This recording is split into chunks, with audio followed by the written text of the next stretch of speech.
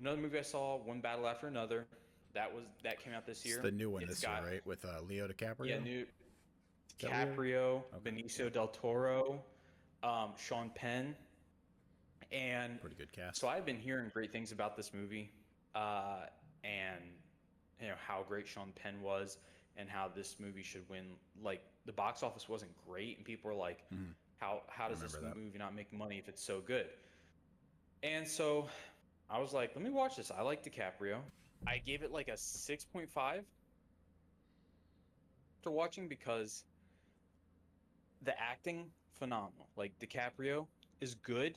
I would say he's the third best acting performance in this though. I would say Sean Penn top tier as the villain. Sean And then Penn's the villain. Benicio del Okay. Toro was also fantastic. Basically a big part of it is there's these, I don't know if you want to say freedom fighters. They're almost like terrorists, to be honest. It's almost like the flag smashers in Falcon and Winter Falcon Winter Soldier. Soldier. Okay. Yeah, where they're like kind of good, but kind of bad as well.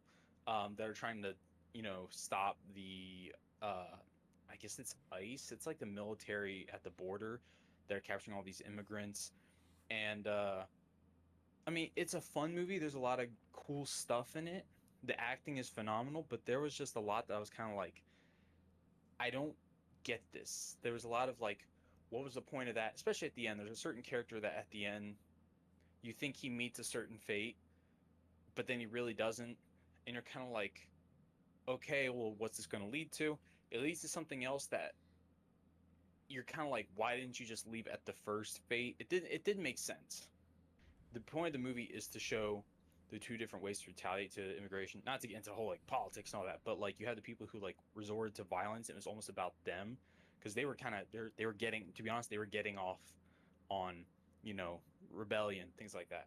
But then you had the people who actually cared in Benicio del Toro's character. So that when I read that, I was like, I looked back across the movie and I actually saw that message and I was like, okay, yeah, I see that actually. Now that so I brought it up from a 6.5 to a 6.8. It still didn't make it that great for me. Some cool stuff could be persuaded to a 7, but overall, I don't really see all the hype. I think it's overrated.